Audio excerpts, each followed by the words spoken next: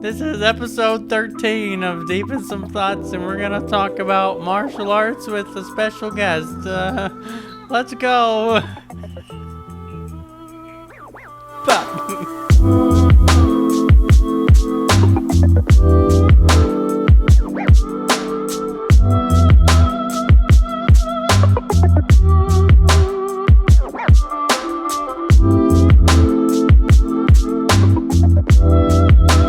Thanks for tuning in to episode 13 of Deep in Some Thoughts.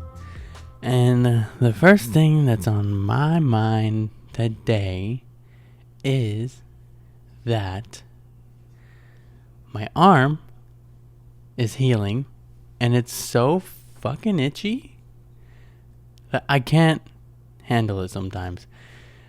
I got this new tattoo, I told you guys last week, and I was going through my week, and of course everyone's like, oh, let me see it. Oh, let me see it. Let me see your tattoo. And I'm like, okay, let me show you my tattoo. And I show them my tattoo. And then, and let me tell you something, guys. If you ever see somebody who has a new tattoo, and they have lots of tattoos, don't ever ask them, what are you going to do when you get old and you don't want it anymore? Because go fuck yourself. That's why. You know? I don't want to hear what's going to happen. Why'd you get a tattoo and when you grow old it's going to get all wrinkly and stuff? And I'm like, if I take good care of myself, it's not going to get wrinkly. And that pisses me off, dude. You know, because I got it for a reason. And if I like it now, I'm not going to not like it when I'm 60. Obviously, I thought about it before I got the tattoo. Obviously, I thought about it before I got all fucking 30 tattoos that I fucking have. Okay, I don't know if I have 30, but I lost count. Anyways, so just a reminder, don't fucking ask that to people who have tattoos. And also, don't ask me how much it hurt. Because it fucking hurt.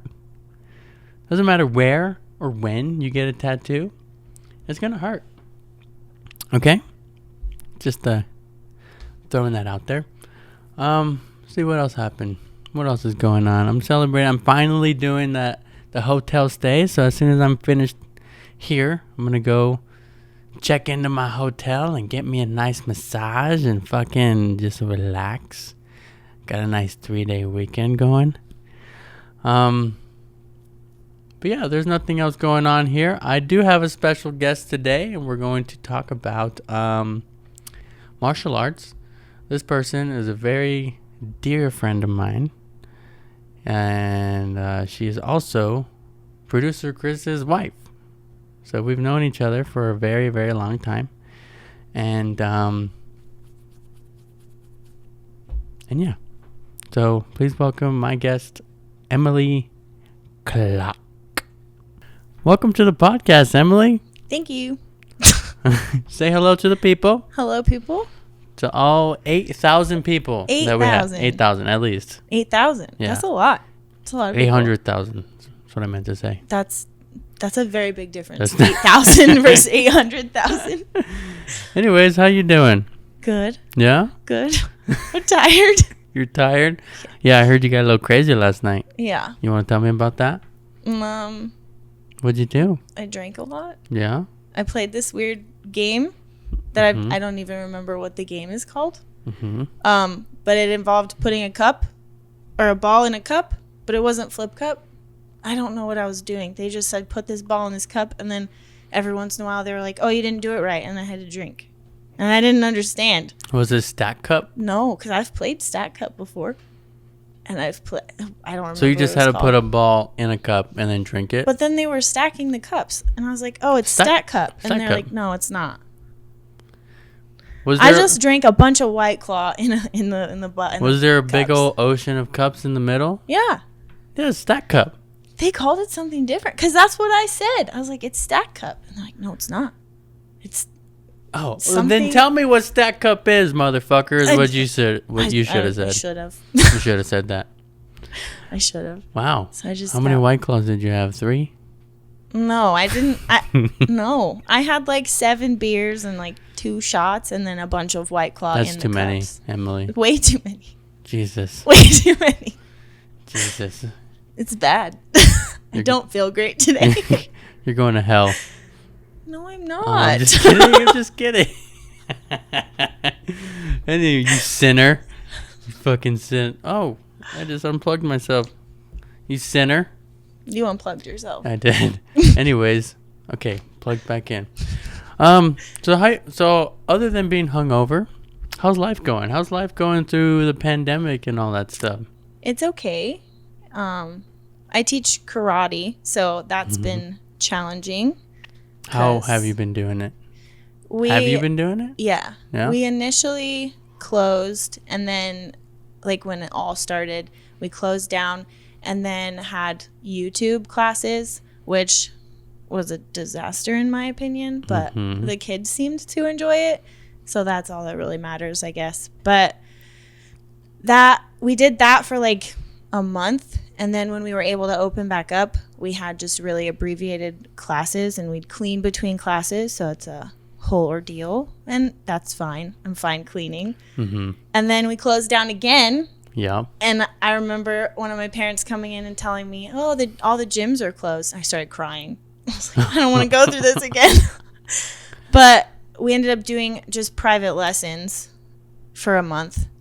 I don't like teaching private lessons. Private as in like one One-on-one. Student? Oh, wow. Yeah. I don't mind doing it every once in a while, but it's draining doing a bunch of them in a row all day. Mm-hmm. Rather than doing one big class. Yeah, I'd rather just teach one big class with all the energy of all the people than one person. Yeah. But yeah, now we're back open again, fairly normal classes again. So that's kind of nice. But. Yeah. So I teach karate too, and I actually haven't been teaching for the last couple months. Yeah. So when everything closed down, we started doing Zoom classes. How did that work okay? It worked, but you were only limited to what you could teach. Yeah. As far as, like self-defense and all that stuff. You could go through like the basic techniques and stuff, but sometimes, your parent or the parents would throw their kids on Zoom and then they'll go and cook dinner or something. And I'm like, okay, well, like later on I had to be like, make sure you have one of your parents or brother or something available. So when we get to self-defense techniques, you guys can work on them with your parents. Now, when it came to the more advanced students, I teach like joint locks and throws and stuff. So parents don't really want to participate in that part. No. So it's like, okay. So to me, the Zoom classes, they were I don't want to say they were a waste of time, but at the same time, it wasn't the same because I'll have like 40, 50 students, and then on the Zoom class, I have 7. Yeah. And then, it's like, okay, well, out of the 7 students that came to Zoom, half of them were like little kids who like weren't really participating. And like, I could see some of them like making funny faces in the fucking webcam. And I'm like, don't do that. But I only have like 15 minutes to get through this whole thing, like, yeah. So we didn't pay for like Zoom to have like longer classes. Yeah. So we were only doing like, I think they give you like 40 minutes. Okay. So, which normally my classes are my first class is only 45 minutes anyways, but still that's 40 minutes including everybody logging in, warming up, making sure everybody's paying attention. So the first class was easy, but when we got to the advanced class, it was like, oh crap! Like what do I teach in 40 minutes to high rank students? So after that, we opted out of doing that, and then the company I worked for, we did a mass Zoom, like master's camp type of thing. So like each week a different instructor had a new class, and then all the students from all the instructors would sign in to do one class. So I think that worked. Yeah, I think we had like 150 students or something like that. Yeah. That's cool. So I guess they had me, my dad. We taught footwork and sparring techniques and stuff. Originally, they wanted us to do groundwork, but I guess somebody else was like, I want to do groundwork. Oh. And I was like, oh, well, fine, I guess. Which is cool. Like, I mean, the sparring and stuff like that is what we are known for. Yeah. So it's like, okay, fine. It's good that you're teaching that. Yeah, yeah. But yeah. So you guys are getting started. We're starting back up in September. So cool. Yeah. Cool. So take me through, like, I actually don't really know this part. So like, take me through like your like backstory of like starting karate and stuff like that. It's very different than like your backstory, because like you were, I listened to the podcast where you were talking about your martial arts journey, and you started really young and you were really excited right off the bat. And that was not the case for me. I started when I was 9 because my brother started, and then my mom and dad started, and then it just kind of trickled to the whole family doing it. Yeah. And I didn't like it. No? No. Not at all? I was a lazy kid and pretty chunky, and I didn't want to do karate. I didn't want people touching me. I was probably not the worst student, but I was a pain in the ass for sure. Yeah. If I didn't want to do something, I'd just start crying until the instructor was like, I don't want to deal with you anymore. You can go sit down. Oh, you were one of them, I was. And so I started when I was 9. I think my system does a junior black. So I got my junior first degree when I was 12. And then I was like, that's it, Mom, I'm done. I don't want to do this anymore. This is stupid. Is that the half red, half black? Or is it just... Oh, okay. We get a black belt. It's just we have our whole system, and then there's only certain techniques that the kids learn, and then the adults learn additional ones. So I went through as a junior and got, because I was not old enough to get the adult rank. And so I tested for junior first at 12. And then I had to go restart and fill in all of the adult stuff, and then got my adult first. But it took a lot of teeth pulling from my mom. Yeah. So how long does it take to get to your... How long did it take to get to your senior black? Or how old did you have to be? They changed it. They upped the age a little bit now. But I was 12 and I went back through and I tested at 16 for my adult first.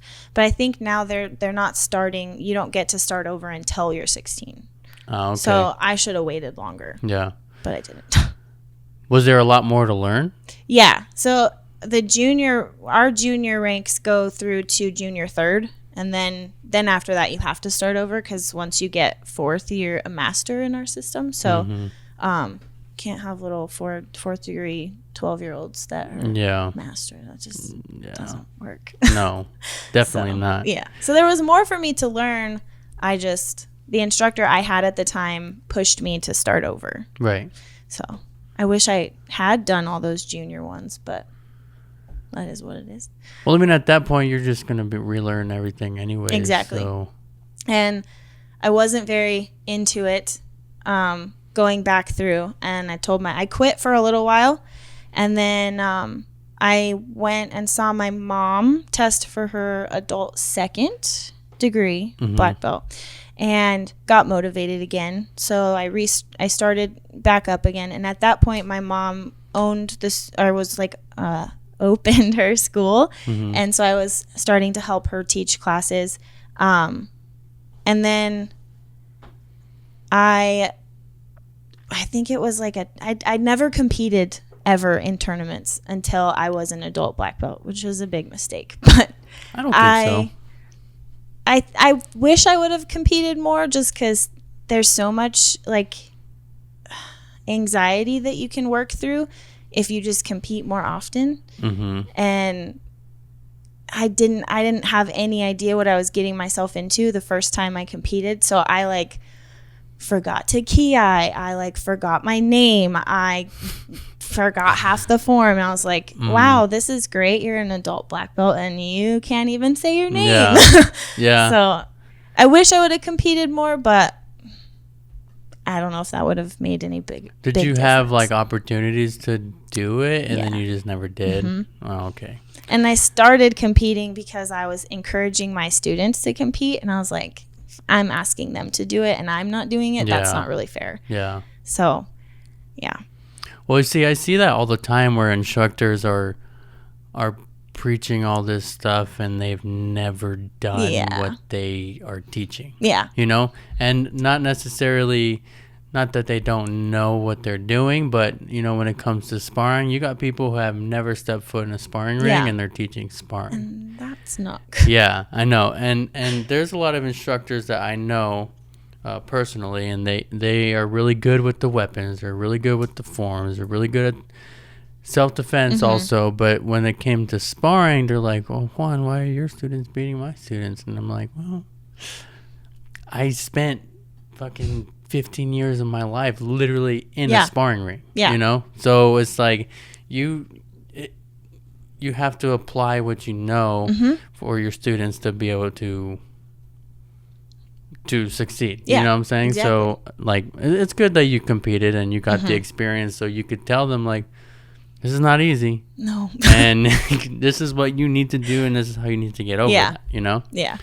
So what style, well, you do a lot of styles, but Yeah. Just two. two But technically.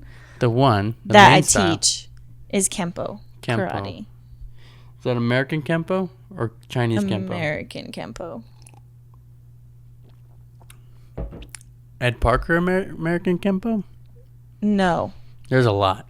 It's Bill Packer. Okay. Yeah, but Yeah. they were like associated. Mm-hmm.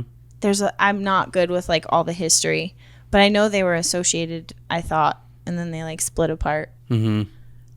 So I think there's like big similarities between what I do and the Ed Parker style Yeah. as well. Yeah.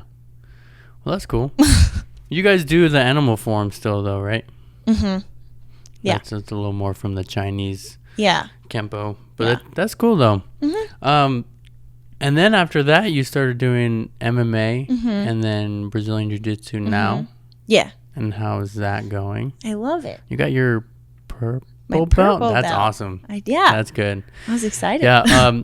And jiu-jitsu, it's not an easy thing to No. accomplish. It takes no. forever. Yeah, it definitely does. I know, like, some people are saying, because I've trained in Brazilian Jiu-Jitsu. I never got a rank or anything, but, you know, it's like one black belt, mostly purple belts, and then, like, white belts. You know what I'm saying? So it's like, there's, like, what, like 4 belts? There's five. Five. Yeah. Yeah. White, blue, purple, brown, black. Okay. Yeah. So it takes what? How long did it take you to get your purple belt? Like 5 years. And 4 years. That sounds about right. What Yeah. does a test like entail for Brazilian Jiu-Jitsu? Because Well, I don't know. I don't know how everyone does it. The way my coach does it is we all get in a room and have a partner, and he writes a bunch of stuff on the board and he asks you, okay, I need everyone to show me 3 sweeps, 3 submissions, and he has a whole bunch of like stuff he wants to see from you. And then it's 10th Planet Jiu-Jitsu, and they have some weird names for things, so he writes all of those weird names on the board and you have to know like the whole flow. And then he has stuff specifically for white belts, specifically for blue belts, and then purple belts and brown belts. Yeah. And it's like it's not a long test. It's like an hour, 2 hours long.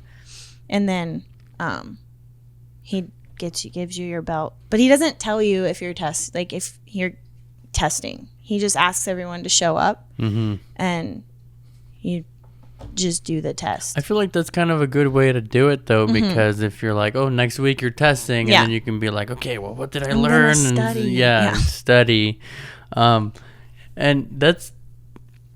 I mean, I test people, and we have certain set days for when we're going to test. So it's like, oh, don't forget, next week is testing. Don't forget to practice. Don't forget to do that. I do the same thing with my students. Yeah. So, but I mean, when you're doing it with little kids, though, it's different. Yeah. You want to get them excited. Yeah. And they're excited. Have you ever had to fail a student? Yeah. I hate doing that. Yeah, it's heartbreaking, isn't it? I hate it. How do you go about doing it? It's been a long time since I've had to do it, but and maybe I'm just too nice about it, but I like sit down and I ask them like, how do you think you did? And sometimes there's been a handful of kids that have been like, I did not do so well, Miss Emily. And I'm like, okay, then maybe we should stay this rank for a couple more months and practice. And I've had a handful of students that are like okay with that. And then I had one that I was like, no, it's not, you're not getting your rank. You didn't do so good. We didn't remember everything. Yeah. And he understood. He was like, okay, like I get it. And then I was like, all right, well, I'll see you, next week for class. And then he started crying and he was like, I'm really not getting my belt today. And I was like, no, we just talked about this. And then I feel terrible. Like, or when mom gets there, then they start crying. Oh God. Yeah. Oh my God. Yeah. When I have to do it, so I make my students wait a week or 2 weeks. So I test them, and then they have to wait 2 weeks, and then they find out whether or not they've passed. So that makes it harder for me for when somebody fails. So like the day of the test, if I'm going to fail somebody, I pull the student and the parent aside, and I tell the parent first, because we've done it before where the student just didn't pass and didn't get a belt, and then all of a sudden the parent's angry. Oh, the parent flips out. And my dad's been teaching with this company for 21 years. Wow. Yeah. So he's had a lot of trial and error. So when I was starting to teach, he was like, Juan, you need to talk to the parent. Make sure the parent understands, and then you guys together can tell the student. That's smart, because like I run into this all the time because I've been doing martial arts for so long that to me something that seems like natural or like normal for me, I forget that like parents don't understand what's going on in the school or how the system works or anything like that, and so I forget that sometimes. So that's really smart. Yeah, and so I have to do that often too, because like you said, what's normal for you is not normal for someone else. Like for me, if I failed, I fail. Yeah. And my dad's like, well, you fucking sucked. Like, it's like plain and simple. He'll be like hard on me. Or if I was like misbehaving in class, he'll like rip my belt off of me in the middle of class, and be like, you're a white belt now. My mom would do the same thing. Yeah, he's like, get out of my class. So, but if you feel like you need to do that to a student, well, sometimes I have done that before where I've taken the belt off of a student, like if they're that bad. But after the class, I gotta be like, okay, let me talk to your mom. Yep. Let her know this is what happened and that you have to earn this back. Yeah. And a lot of the time when you do that, the parents understand. Yeah. And they'll make their kid work for it. Or there's also parents that are like, well, I'm never bringing them back. I've had that too. Well, then don't bring them back. Oh, that's okay. Don't care. That's all right with me. So, yeah. I mean, teaching is crazy. Teaching is a lot of fun at times, but very stressful at other times. So stressful. Yeah. What's the youngest age group you teach?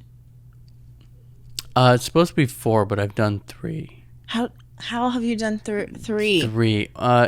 I've tried. I've tried so hard with so many like 3.5-year-olds. Yeah. I just can't. I can't get them. Well, with 3-year-olds, you have to keep the pace of the class moving really quickly for younger kids. So you have to keep their attention.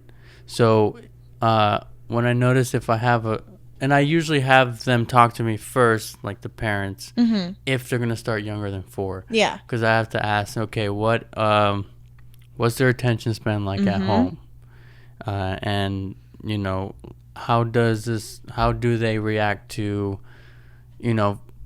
physical Yeah. movement and all that stuff. And the main thing is the attention span. So if the kid doesn't have the attention span, then I'll tell them, no, wait till they're 4. Because I've tried a 3.5-year-old recently, and they were just running around in the class, and That's exactly what happens. I'm just like, nope, you gotta take them. Yeah. But I have done a 3-year-old before, and this kid was, he was a fucking robot, dude. Yeah. And he still struggled with attention span, so I had to move the class really fast. So like, instead of like, I would still explain each technique, and then I would go, okay, now we're gonna do it. So then one technique, next technique, and see if he picked it up. And if he didn't, well then we're just gonna have to try again next week. So we have to keep moving on. Yeah. Another thing with the little kids is doing the drills with the bags. They like doing that a lot. They like hitting things. So I do line drills. Yeah. So every week I do line drills, and I try to keep it going, and I make sure that when that kid specifically goes to the front of the line, you make sure that you're there and you give them positive feedback so that they're like, I did a good job. Yeah. I get it. Yeah. But young kids are really, really hard. They're so really hard, especially when they're 3, 4 years old, and some of them don't talk. No. But it's also awesome to see some of them grow. Yes. Like I had this little girl, she came to my class, and she didn't want to talk to me. She was shy. She would hide behind her mom. She wouldn't yell. She would barely participate in the class, but she would participate, and I would see her out of the corner of my eye, and then when I would look, she would get all stiff. Don't look at me. So, and it helped that her older brother was in my class too, and her grandpa started also. Oh, wow. But her older brother obviously went to my advanced class, and then the little girl stayed in my beginner class. But then through time, she, now she comes in, she goes, Sensei, look, I got a goldfish today or something, and then she's like talking, and then she's yelling in class. She's punching harder, kicking harder, and it's like that's wow. so cool. Yeah. I love seeing that. Yeah. The little ones are really, really difficult, but they're probably my favorite to teach. It's exhausting, but they're probably my favorite. Yeah. So moving on into your Brazilian Jiu-Jitsu, you competed in that too? Yeah, that I've competed in a lot. How many times? I don't know the number, but I think at white, I don't know the number. I know I won worlds twice. So I had 2 golds for worlds at white belt, and then I had 2 at blue. But I've competed in a lot. Very nice. Did you do MMA? Yeah. You did MMA fights? I did way long ago. MMA like smoker fight. I think it was out of Rise, one of the gyms in Tucson. I did a smoker fight there. So it wasn't, all it was 3 2-minute rounds, and they were very weird rules. And there was no winner decided at the end. And the first round we had to wear big gloves, and we were allowed to hit anywhere, which I was like, okay, that's fine. And then round 2, we had to put our headgear on. We could put little gloves on, but we couldn't punch in the face. Oh, which was really awkward. So the girl that I trained so hard to remember to punch people in the face, because as a kid going through karate, I wasn't allowed to punch people in the face. Yeah. So I had to train that back in me, and then all of a sudden they're like, you're not allowed to punch her in the face or the head. But in karate, you weren't even allowed to do controlled contact or anything to the head? When I was going through, no. Now they allow that. But when I was going through, what, an inch from the face? I think we were allowed to it was a 6-inch bubble.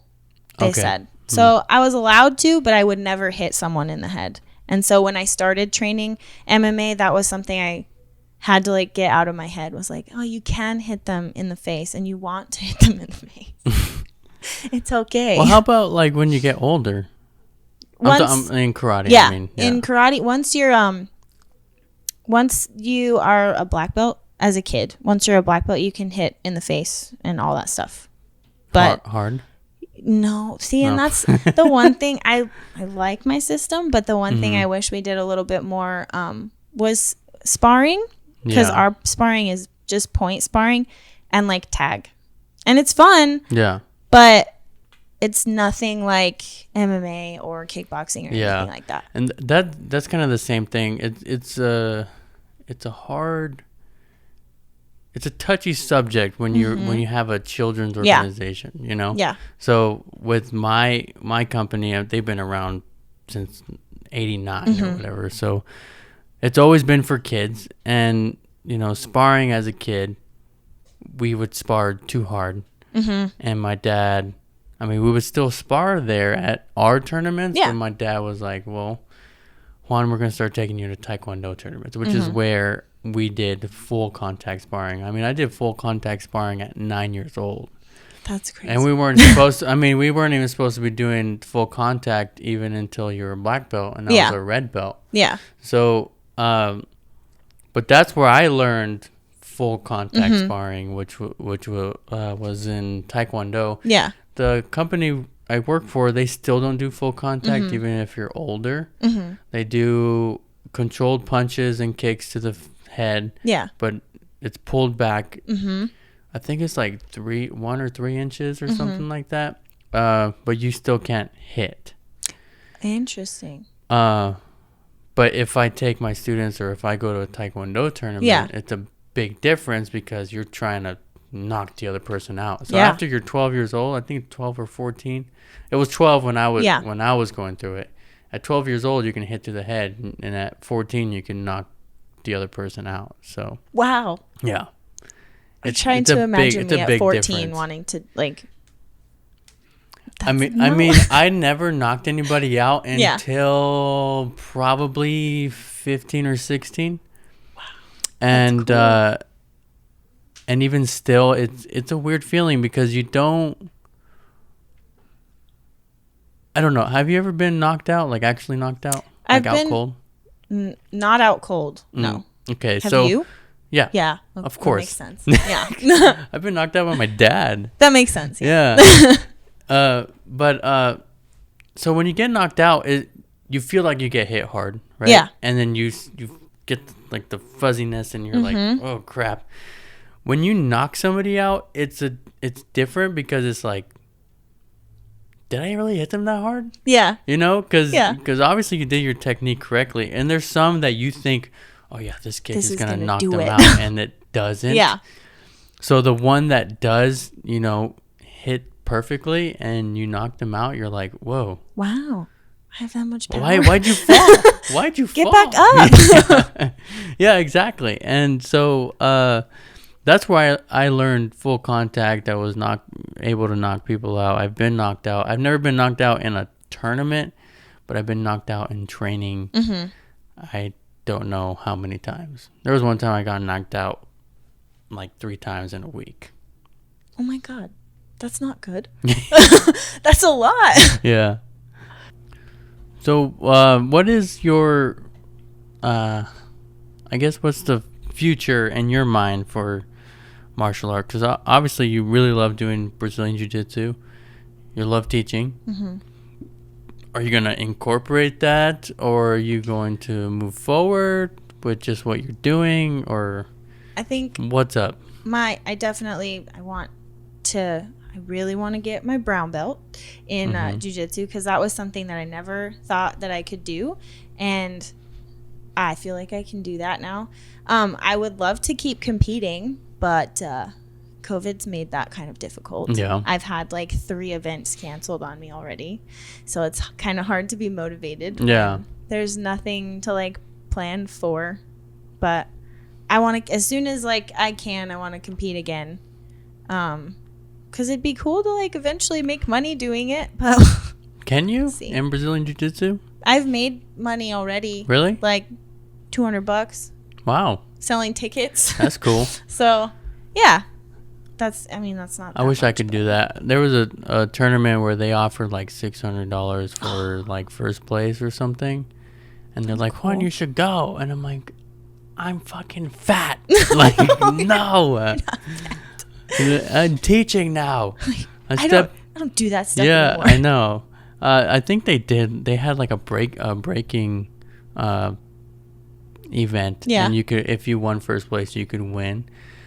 But Do it. they had to pick, or they provided the bricks. So Is that not? Well, Is it bad? Okay. Have you ever broke before? No, actually. No, never. No. Okay. I've broken wood. So you can get, when you break wood, you break 1/4-inch wood. Yeah. Sometimes they'll get 1/2 inch. Mm-hmm. Sometimes they'll get a full inch. Mm-hmm.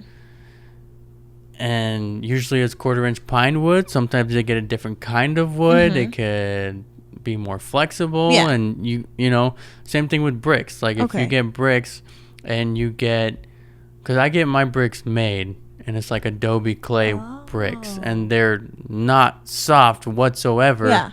But they're not like gardening bricks. Oh, yeah, okay. Gardening bricks are a lot tougher because they have to go through the weather conditions and all that stuff too. So when it came to like let's say I'm doing an elbow, and I've used gardening bricks before. Yeah. I would break 4 Okay. and I have to hit it just as hard as if I were to break 6 of the other ones. You know what I'm saying? Yes. Or sometimes they'll want you to break. They'll provide you tiles instead of bricks, and those are a lot harder to break as well. Oh. Yeah. Okay. So like if I don't know I have to at least know how hard I have to hit one brick to be able to say, okay, like I can hit one brick and be like, okay, I can break 5. Mm-hmm.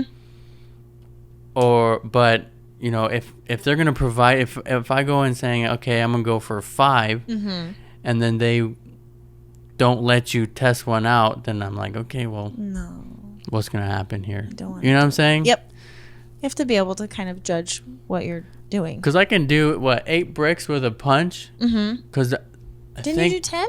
I did 10 with an elbow. Oh, that's right. I remember seeing that. So I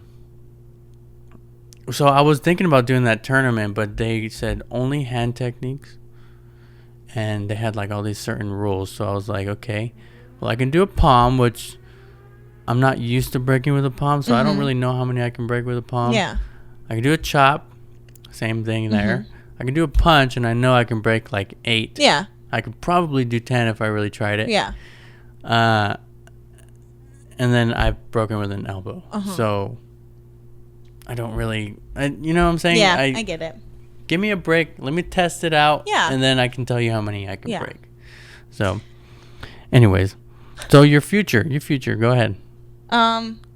What did you say? You want to compete more? Okay. As far as teaching goes, and like Kempo, I just keep teaching. Would you ever transition to teaching somewhere else, or you're not allowed to, or what's the deal with that? I don't know. I'd probably try to teach somewhere else eventually, but like, I mean, if like to teach jiu-jitsu instead.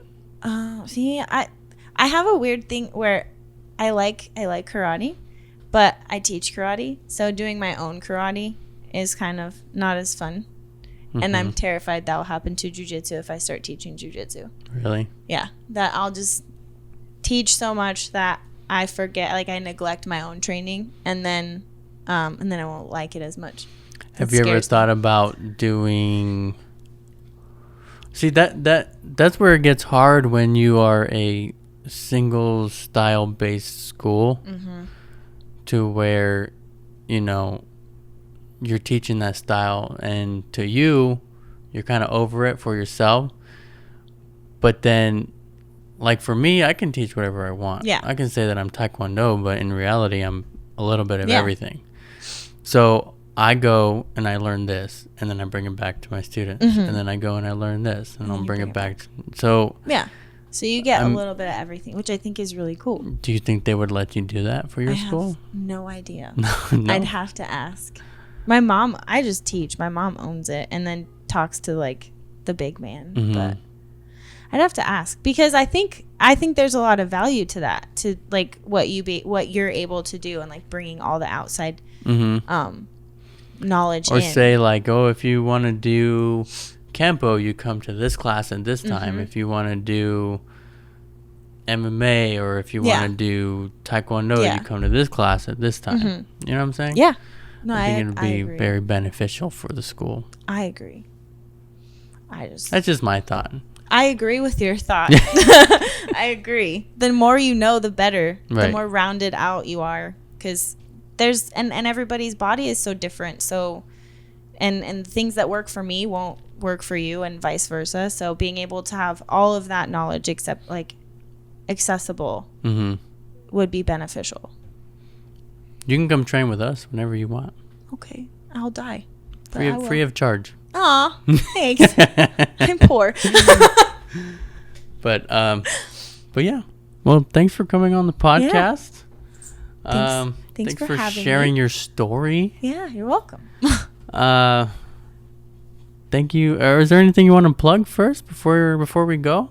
No, not really. You don't want to plug your school, your karate school? No. You don't want people to come to your karate school? They can. It's AKK Twin Peaks, and we teach Kempo, and we have a Facebook, and I don't really know how to plug things. Okay. So there's that. What about the jiu-jitsu school? Oh, that's 10th Planet Jiu-Jitsu and 10th Planet Jiu-Jitsu Tucson. There's also an Instagram. I don't know what their Instagram is. Probably 10th Planet 10P Tucson, maybe? I'm not good at plugging things. Come on, Emily. Okay. Anyways, well, thanks for coming on. You're welcome. And thank you for listening to Deep in Some Thoughts. I'm Juan. This is Emily. Don't forget to follow our Facebook, Instagram, Twitter at Deep in Some Thoughts. Don't forget to follow, subscribe, review on YouTube at Deep in Some Thoughts Podcast. And if you have any questions, comments, concerns, you can email us at deepinsomethoughts.pod@gmail.com. And the last thing I want to say is, if you see people with tattoos, don't fucking ask them what they're going to do when they're 60, okay? All right. Don't do it. All right, Emily. Thanks again. And say goodbye to the people. Goodbye, people. All 800,000 of you. I'm sorry? What? 800. It was 800 million. Oh, Yes, I'm sorry. yes, yes, I'm yes, sorry. yes, yes, I'm sorry. And y'all have a good night. Bye-bye.